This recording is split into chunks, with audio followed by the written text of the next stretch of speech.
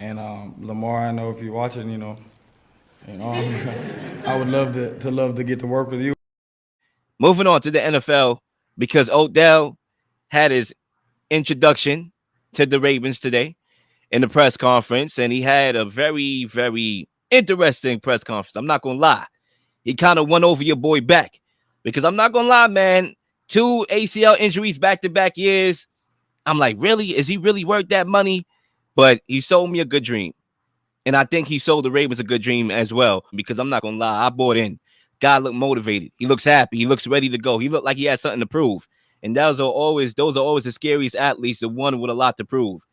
And we might as well talk about it right now, as one of the quotes that he said was he wasn't assured that Lamar Jackson will be back this season. So, what should we make of Odell saying he had no Lamar Jackson quarterback insurances for the 2023 season? And Zay, the mic is yours to kick us off first. Oh, I mean, it was clear as day. It was all about the Benjamins who had the paycheck to pay him the money that he wanted. It was clear as day. It was about who was willing to give him the money that he asked for originally, and he was willing to take that chance no matter what. Of course, he wanted to play with other quarterbacks. Of course, he wanted to play with a team that's win now scenario, a team that is has all the weapons needed, and he would just join upon with them. But the Ravens called and said, "We'll give you this money, and you have incentives to make more money." Depending on your production. Why not? 15 guaranteed. That's something that he wanted from the beginning, and that's what he got. And with incentives that could kick up to 18 million. He just wants an opportunity to show that he's still a top receiver in the league and get paid like one. And that's exactly what happened. I think Lamar Jackson insurance he didn't need, because winning is not on the top of his mental. It was about the money, because in his belief, putting him on any team, he brings the wins with him. He's able to impact any offense and bring in wins, and that's his belief system. And of course, I applaud him for having that kind of confidence and mentality, because that's what you want in a football player. That's what you're paying for a guy. You're paying for a guy to believe in that locker room and get guys in a winning mentality that we're going to win the game when I touch that football field. And that's something that you commend Odell Beckham Jr. for. I think it's interesting enough with or without Lamar Jackson that he was willing to come to that Baltimore Ravens team. Of course, when you look at that roster, it looks interesting without Lamar Jackson.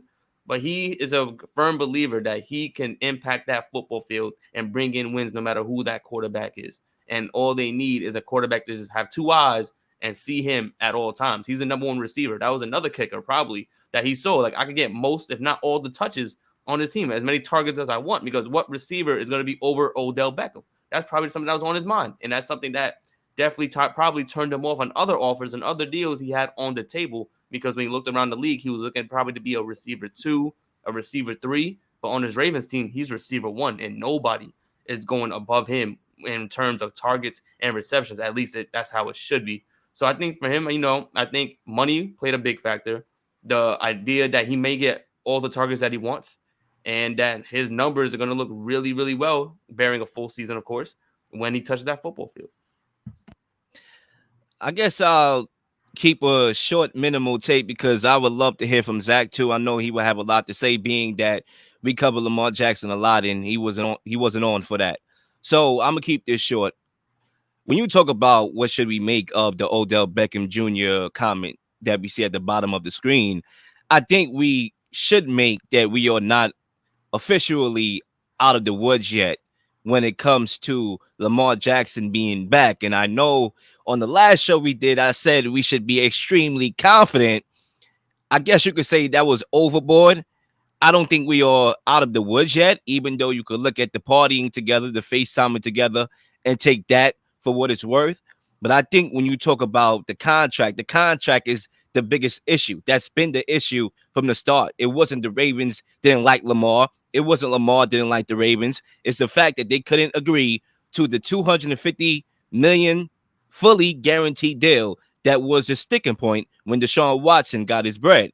And I think for me, when you talk about Lamar Jackson and that rookie contract that the Ravens are extending, he has been undervalued. Like, he not undervalued, but yes, undervalued. Like, he's been underpaid from that rookie contract. And unfortunately, this is why I go to the NFLPA about abolishing the tag and not agreeing to it in the collective bargaining agreement, because if you don't have no team control, then you're kind of even in the playing fields here. So, that's a whole nother topic. But as far as Odell Beckham Jr. is concerned, I mean, who knows what Lamar Jackson is going to do?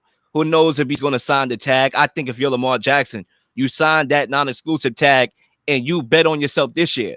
I understand last year you were supposed to bet on yourself, but you failed. You got to run that back. And not only that you failed because of the injury, you failed because realistically, even if you were healthy, who are you throwing to? Like, bet on myself. Yeah, but Lamar, you don't got no weapons. Now you got a number one wide receiver who's hungry, who has a lot to prove.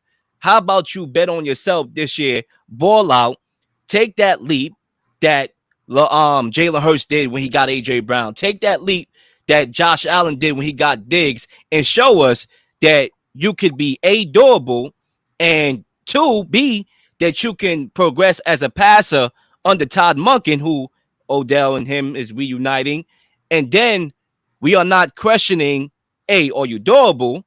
B, can you not get the running back treatment that you're getting? Because I think he's getting the running back treatment right now, and that's why no teams has offered anything. He still has a lot to prove individually. Odell as well, and that's why this group together, if they can play in 23, will be scary. Zach, the mic is yours. Yeah, so I'll start with Odell Beckham. The thing that made the signing so interesting to me was, okay, there's no doubt. Like the last time we saw Odell Beckham on a football field healthy, he was lighting up the Bengals in the Super Bowl. And he was a big reason why the Rams ended up hoisting that Lombardi trophy. That was a great pickup. And the last time we saw him on the football field, he played really well. I was just surprised at how much money the Ravens gave him. I was not expecting $18 million and 15 of that to be guaranteed. And I think there has to be a reason why they did that. I still think, of course, there's a lot to figure out with this Lamar Jackson situation. And I know, like Zay said, a big reason why OBJ did this was for the money. But if you're the Ravens and you're giving OBJ all this money, what's the point in doing it if you don't have a quarterback to throw him the football? And when it comes to Lamar Jackson, I think just a big reason why not a lot of other teams are interested is because of the fact that you wouldn't only have to pay him that guaranteed contract that he's seeking for the Deshaun Watson deal, but you would have to give up 2 first-round picks to do that. And there are not a lot of teams that are really willing to do both. And that's interesting to me because I could think of a ton of the teams in the NFC, like off the top of my head, where if they got Lamar Jackson, like they would immediately be better and in a significantly better spot to win next year. But not a lot of teams are willing to do both. So that makes me think, okay, there's a good chance he's going to come back to the Ravens and play for them next season, but he's still not is hiring an agent. And I still don't really know if this thing is getting resolved anytime soon. And when it comes to where Lamar Jackson is going to play next year, like part of me thinks it's either the Ravens or he's sitting out because I don't see a ton of other suitors that are interested in him. I think by agreeing to that non-exclusive franchise tag, he misread the market a little bit. He must have thought at least one team would have been desperate enough to give him what he's seeking. Unfortunately, he's not. When it comes to OBJ and his impact, I still think he could be a productive receiver in the league, a number 1 wide receiver. I'm not sure about that. But the thing that makes it intriguing is like OBJ has a legitimate argument as the best wide receiver Lamar Jackson has ever played with, even at this point in his career. So OBJ hasn't been on the field for a while. I'm curious to see what he looks like, and I do really like the addition of Todd Monken, bringing him in, replacing Greg Roman. I think that's a major upgrade. My question is, though, like you have the big money wide receiver, you have the new offensive coordinator. What's the point if you don't have your quarterback? Yeah, I would love to add another lap here. You know, I think for Odell, before I get back into Lamar situation, right? Lamar's situation, I think with Odell, this was the best fit for him. And I said this on the show with or without Lamar Jackson. And I'm going to tell you why. Because, you know, he has incentives, I believe, in his contract. We know wide receivers want the ball not only because they want to help their team win, but because some of the contracts have incentives that they have to meet in order to get the money. And the Ravens allow him to reach those incentives where he was trying to go to the Jets. That's where I believe his heart was at. But when you look at that wide receiving room, I don't want you taking off your shirt like Antonio Brown did in that same stadium and running off because you ain't getting the ball. At least over here, you are the clear number 1 wide receiver. You will get targeted. And I think sometimes we underestimate Snoop Huntley out here, but I'm ready to shoot down that narrative. I'm not saying he's a great quarterback, but he's an experienced quarterback now. With all that time Lamar Jackson has been missing, he has been seeing on the football field, live action, playoff action. There's some veteran quarterbacks who've never seen the playoffs, okay, or barely touched the playoffs. Justin Herbert, one of them, and that's my guy. So he's been experienced, okay? And also, there wasn't no weapons. If those weapons are not good for Lamar, who is mobile and who could create an offense by himself, it's not going to be good for Huntley either. So in a worst case scenario, Lamar Jackson holds out and you're rocking with Snoop Huntley, Tyler Huntley. You know, you have Odell. You have giving him a number one wide receiver to throw to. So let's see him and judge him with that. You know, with a Nelson Aguilar as his number 3 and with Rashad Bateman as his number 2 and Odell as his number 1. And as far as Lamar, and I'm done here with my take, is when you talk about the whole contract, situation, I don't think he sits out. I don't think it's in his best interest to sit out. As you saw, or as you see and saw, he doesn't have a market. Is that market going to grow as he wastes another year by sitting out? Like, no, I don't see that. I don't see a world where that happens. And that's the issue here. The Ravens, they took a calculated step that at the time I did not see when they gave him that non-exclusive tag. I was like, what the hell are you doing? You allowing your franchise guy to negotiate with other teams? But they knew something I didn't, clearly. They said, I'm going to show you, Lamar. I'm going to show you your market. I'm going to let you see for yourself what your market is. And if a team gives you that money, then I'll match it because you have a market that's worth $250 million guaranteed. But if nobody gives you anything, I'm not giving you that because that's not your worth around the league. So why should I do it? So Lamar saw his market. Now it's like, Lamar, you saw your market. Come back this year, ball out. Get your team to the playoffs. Win a couple more playoff games. You don't got to win the Super Bowl, but win a couple more playoff games. Take that leap where it's like you're not top 10, you're top 5, and the Ravens have no choice but to pay him his money, or somebody else will. Wanted to respond quickly to one thing Will said about Odell. So I think part of what makes the Beckham move to the Ravens interesting is the Ravens paid a lot for him to be their number 1 wide receiver. Do you think at this stage in his career, Odell Beckham could be a number 1 wide receiver for a team that's very successful and that wins games in the playoffs? Because my thing was, I don't think he ever wanted to go to the Jets. I think he was using them for leverage. He scheduled a meeting with them, and then the next day he surprises everyone and signs with the Ravens. And I think with the Jets, the reason why that was so interesting to me was because, yeah, he may not have been the number 1 wide receiver, but like at this point, I don't know if we could trust him as a number 1 wide receiver. I wouldn't love relying on a wide receiver that hasn't played a full season of football, giving him $15 million guaranteed and relying on him to be your number 1. Now, maybe the Ravens knew, like, okay, if we overpay for him, that will make Lamar a little happier, especially considering everything we've given him prior to this. But I just think this was a move that to me looked like, wow, the Ravens are paying Odell a lot of money.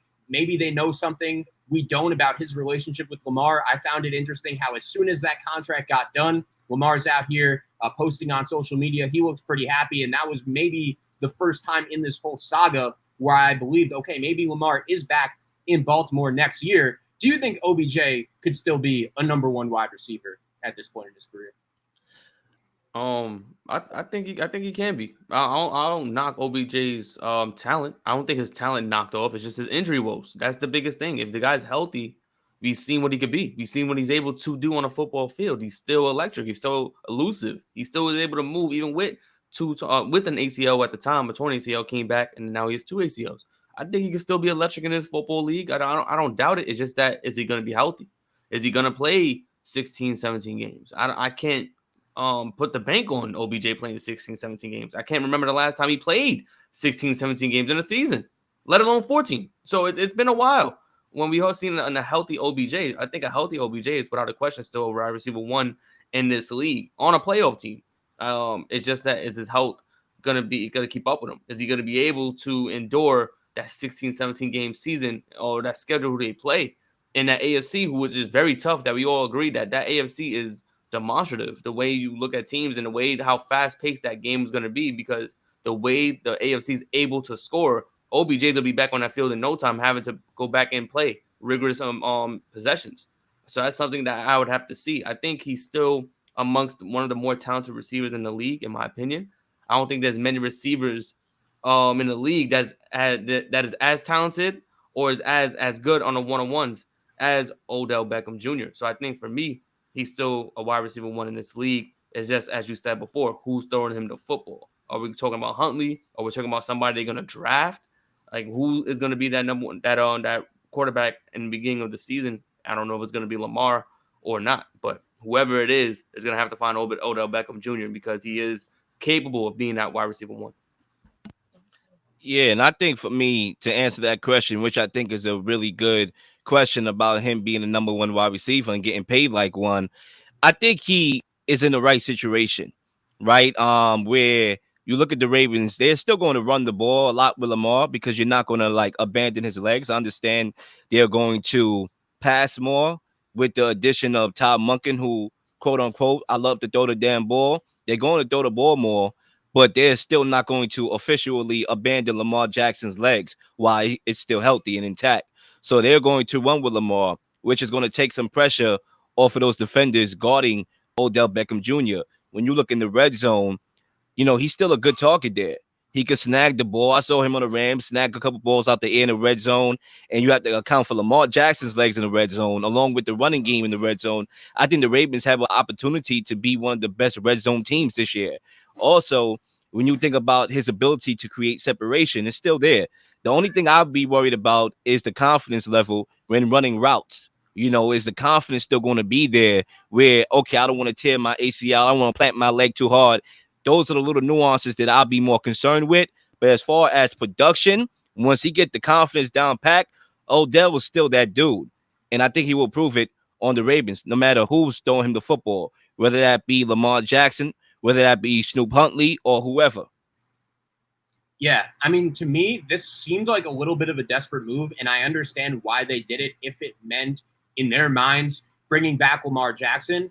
And I do wonder also, like, how does this move compare to some of the other receivers that Lamar has played with? I mean, the thing for me, guys, I'll just be straight up honest. You know, OBJ, he hasn't played football in about a year, and he's making a ton of money. Like, when it came to him possibly signing with the Jets, I thought that would have been a solid move considering you wouldn't have to rely on him as your number one, and I was not expecting him to get $15 million guaranteed on the open market. Like that, this number was way more than I was expecting any team to give him, and good for him. You know, he deserves a payday. Like, he's a Super Bowl champion. He's had a great career so far, but I'm curious how much he has left, and it's a lot of money. Can he deliver?